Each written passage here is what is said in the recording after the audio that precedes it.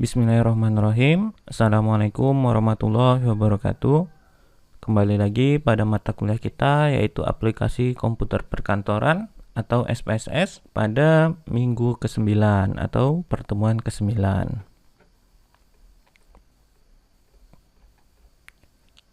Nah, pada minggu lalu kita sudah melakukan uji validitas. Nah, jadi pada minggu ke-9 atau pertemuan ke-9 ini kita akan melakukan uji reliabilitas. Oke, silakan dibuka file minggu lalu.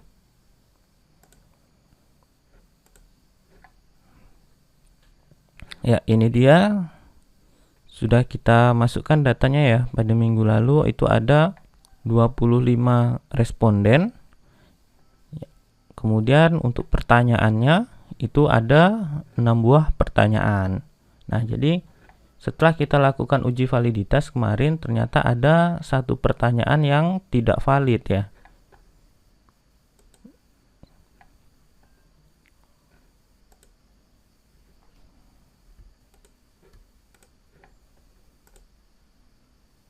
Ya, jadi kemarin pertanyaan yang ke-1 ya.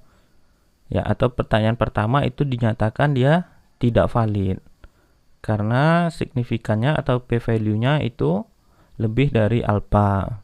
Nah, maka untuk pertanyaan pertama ini tidak akan kita lanjutkan, kita uji reliabilitasnya karena dia sudah dinyatakan tidak valid. Maka yang akan kita uji reliabilitasnya itu adalah pertanyaan kedua, ketiga, keempat, kelima, dan keenam. Nah, oleh karena itu kalau kita membuat sebuah kuesioner, jadi usahakan kalau satu indikator itu lebih dari satu pertanyaan ya. Jadi kalau misalnya pertanyaan pertama dinyatakan tidak valid, maka kita masih punya pertanyaan kedua atau ketiga lebih bagus.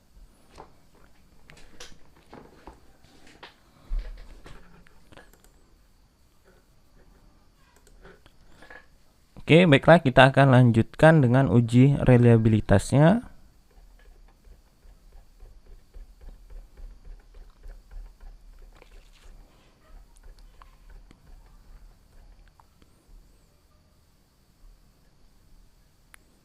Jika uji validitas digunakan untuk menguji keakuratan instrumen untuk mengukur fenomena yang diteliti. Nah, jadi validitas itu akurat ya, menguji keakuratan. Maka uji reliabilitas digunakan untuk menguji kehandalan atau konsistensi alat ukur apabila dilakukan pengujian 2 kali atau lebih. Ya, jadi kalau dilakukan berkali-kali, apakah masih konsisten alat ukurnya itu? Maka perlu dilakukan uji reliabilitas. Penggaris merupakan alat ukur yang reliable karena beberapa kali digunakan untuk mengukur akan memperoleh hasil yang sama, yaitu mampu mengukur panjang. Ada beberapa metode pengujian reliabilitas yang dapat digunakan, seperti test retest, kemudian ada belah dua atau split hop, Gulder-Richardson, dan Alpha-Cronbard. Nah, jadi yang biasa digunakan adalah Alpha-Cronbard karena ini yang paling mudah ya. Jadi kita cukup melihat hasil dari Alpha-Cronbard uji reliabilitas kita. Oke, nah untuk uji reliabilitas itu kita akan menggunakan menunya di sini Analyze, Scale, kemudian Reliability Analysis. Oke, langsung saja kita ke SPSS-nya. Nah, jadi Analyze, kemudian Scale, lalu pilih Reliability Analysis. Nah, jadi untuk yang pertama, karena X11 ini sudah dinyatakan tidak valid, maka yang kita masukkan adalah X12 hingga X16. Ya, jadi cukup ini saja, X12 hingga X16. Ya, metodenya di sini. Ya, jadi ini tadi metodenya banyak dan yang paling umum adalah alpha ya. Ya, jadi kita pakai Alpha-Cronbard. Ya, kemudian kita klik statistiknya. Di sana kita pilih ya, ini scale if item delete ya. Oke. Ya, sepertinya ini saja cukup ya. Oke, kalau sudah kita continue. Nah, lalu kita oke kan. Nah, jadi di sini kita itu menguji ada 5 item ya, atau 5 butir soal. Kemudian jumlah respondennya itu adalah 25. Ya, semuanya dinyatakan valid ya, tidak ada yang kosong. Nah, hasil uji reliabilitasnya adalah ini ya. Nah, jadi dari 5 item pertanyaan tadi atau 5 butir pertanyaan, maka kita memperoleh Cronbach alpha-nya itu 0,754.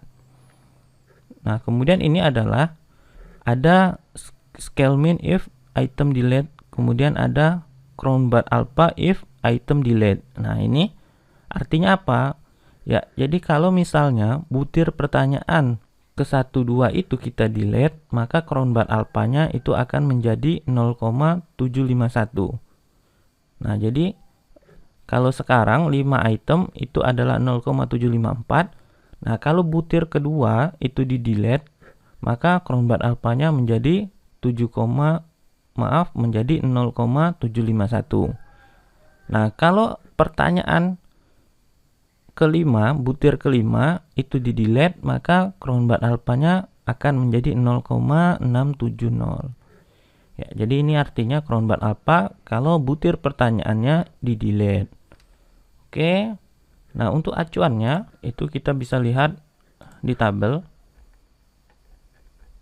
Ya, jadi ini dia patokan reliabilitasnya ya. Nah, jadi kalau Cronbach alpha-nya nanti, jadi kalau kalian uji ya yang ini, itu hasilnya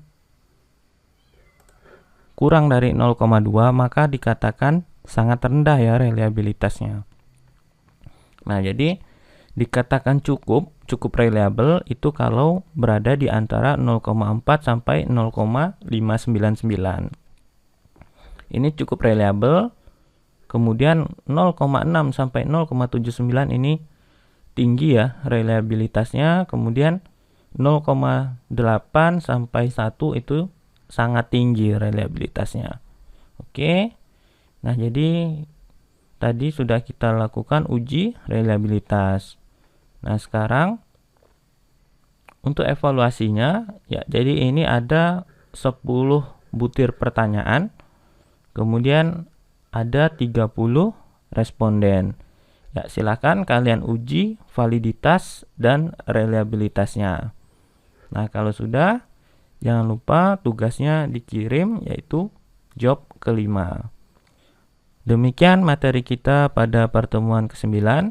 Silahkan kalian kerjakan evaluasi job 5, kemudian dikirim seperti biasa. Wassalamualaikum warahmatullahi wabarakatuh.